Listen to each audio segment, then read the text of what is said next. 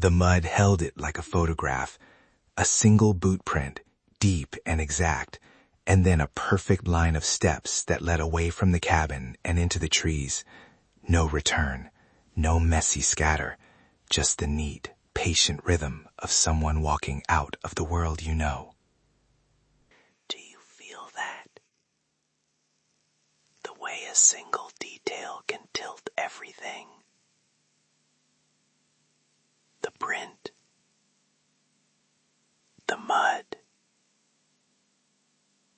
the cold air. They make you hold your breath without meaning to.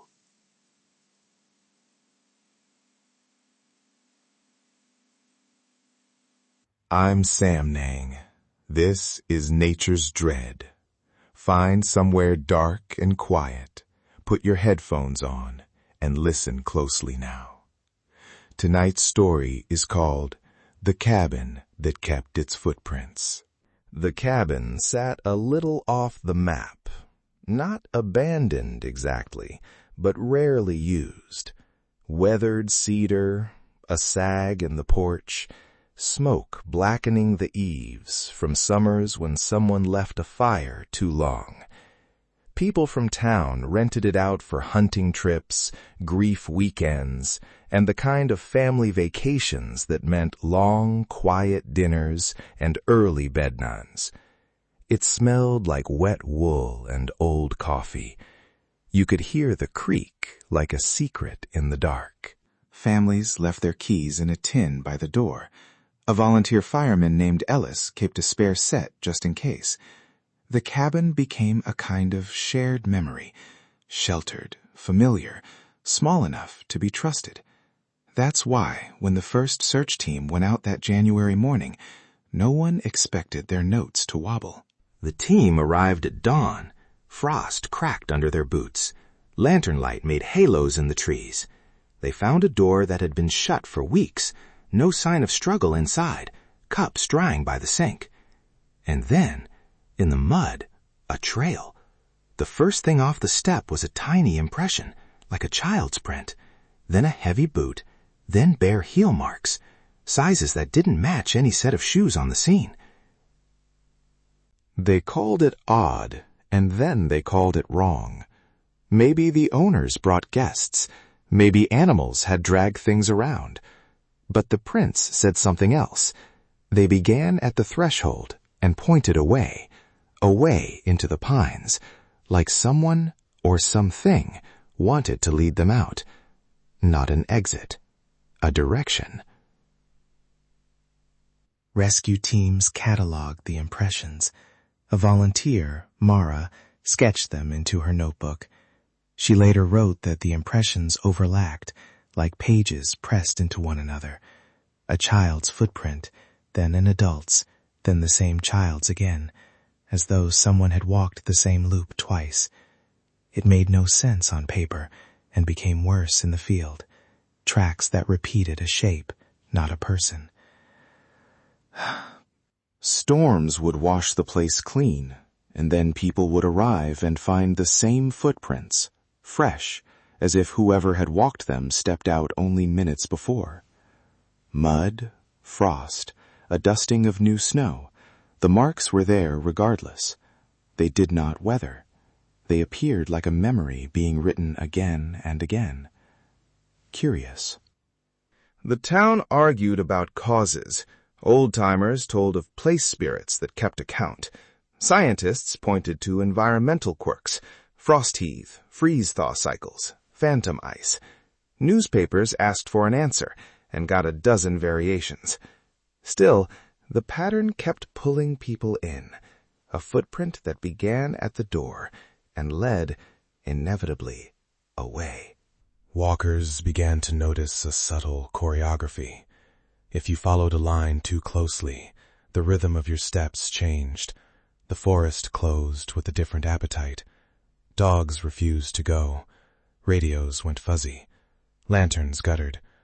One searcher, Jonah, left his thermos at the cabin and followed prints the size of children's sneakers. He walked them for nearly 2 miles, calling as he went. The tracks took him into a stand of birch that sighed in the wind.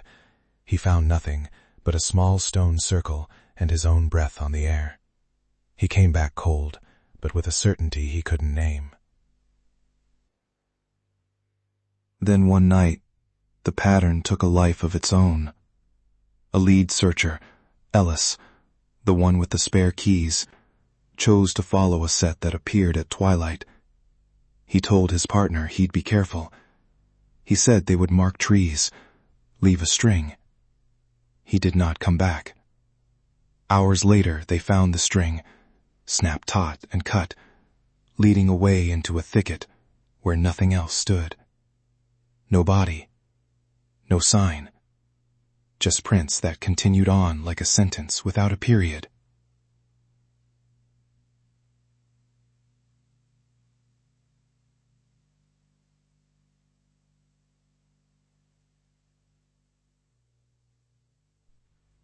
The town realized then that the cabin didn't merely hold memory, it exported it. People who arrived to search often left different. Amy, whose sister had gone missing years earlier and who had led one of the first organized searches, began collecting odd, small things. A page from a child's coloring book, crisp and clean, left on the table where they'd cleared plates. A single child's mitten on the mantel.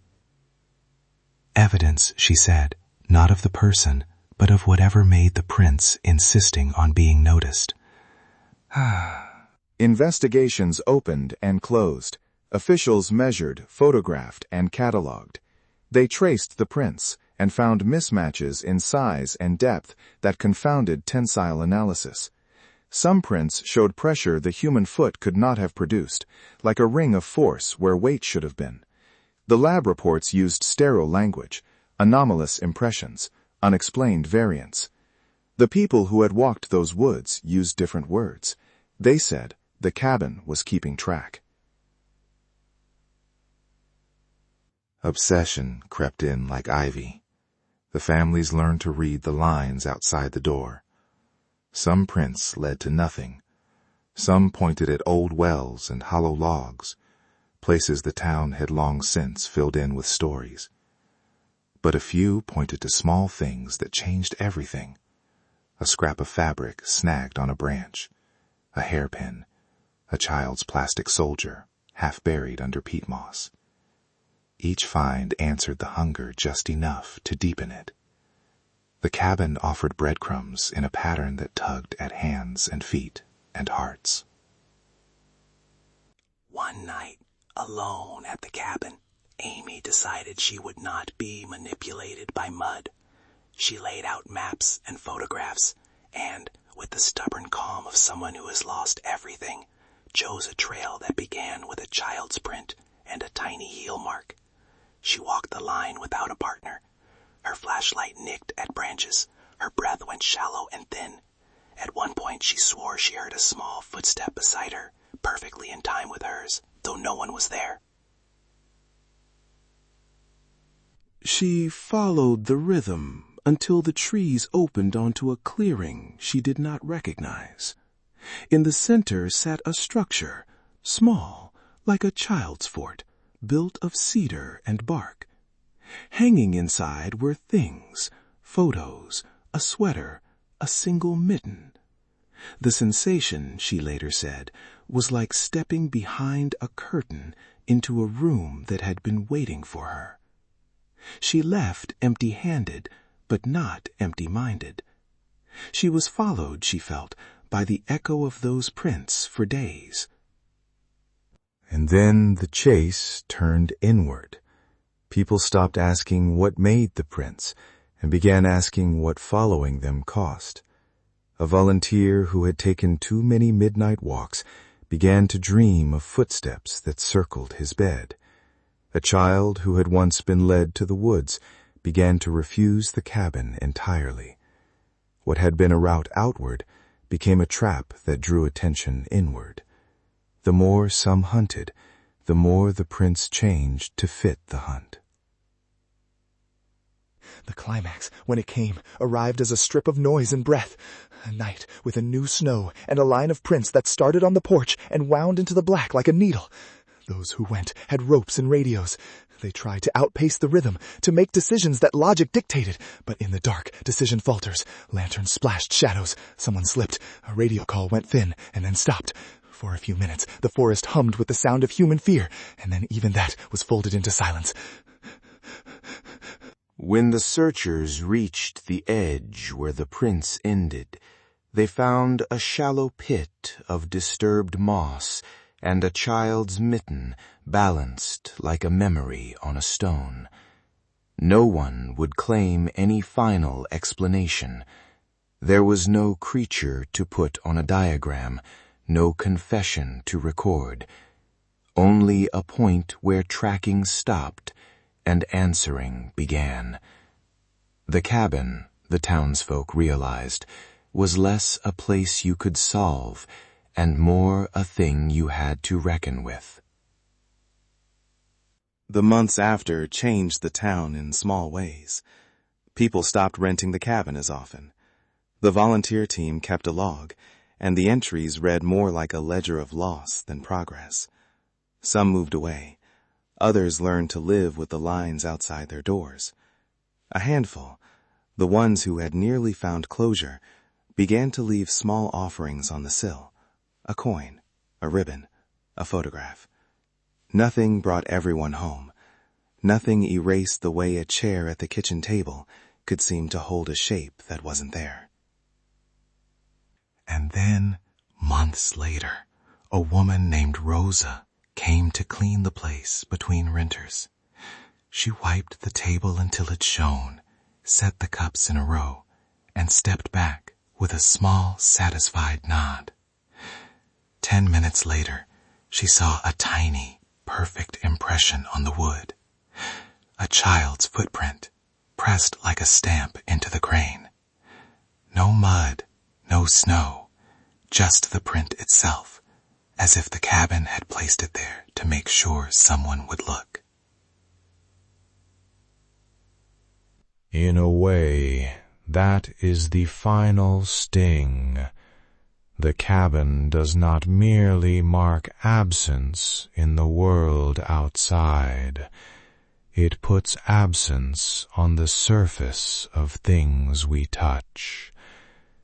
It teaches a town to watch their floors and their cupboards. It teaches them to check the corners and the ground. It reminds us that some places keep records in the way a lake keeps a reflection. Quiet, patient, and sometimes wrong in a way that leaves stains. If you ever find a line of prints leading away from an ordinary doorway, notice how your feet want to follow. Notice how the world seems to hold its breath. The cabin taught a small town a dangerous thing, that grief can be drawn out like a line, and sometimes the line keeps walking even when nobody is left to follow. The story is not solved. It may never be. But the marks remain, patient, repeated, always beginning at the threshold, and always leaving. If you're still here, it means the story followed you all the way to the end. Take a breath. Look around your room. Make sure everything is exactly where you left it. I'm Samnang. If this story stayed with you, share it with someone who listens in the dark like you do. Subscribe so you never miss an episode. Until next time, check the corners and the ground.